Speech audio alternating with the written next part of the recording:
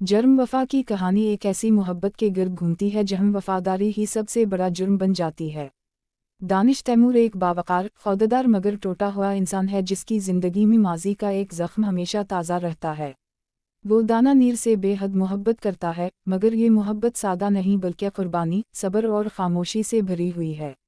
दाना नीर एक हसास, मजबूत और सच की तलाश में भटकती हुई लड़की है जो दिल से दानिश तैमूर को चाहती है, मगर हालात और समाज की जंजीरें इसके कदम रोक लेती हैं।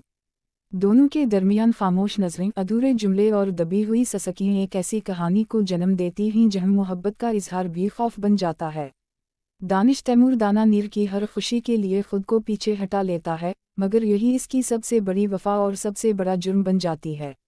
दाना नीर जब हकीकत जानती है कि दानिश तैमूर ने उसकी खातिर अपनी मोहब्बत, इज्जत और ख्वाब सब कुर्बान कर दिए हैं तो उसका दिल टूट जाता है।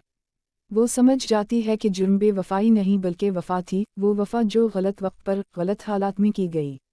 तासीर वन का इख्तिताम एक गहरे सवाल पर होता है, क्या सच्ची मोहब्बत हमेशा जीतती है या कभी कभी वफा खुद अपने लिए सज़ा बन जाती है। जर्म वफा एक दर्दनाक, जज्बाती और हकीकत से जुड़ी कहानी है जो नाज़िर के दिल पर देर तक असर छोड़ती है।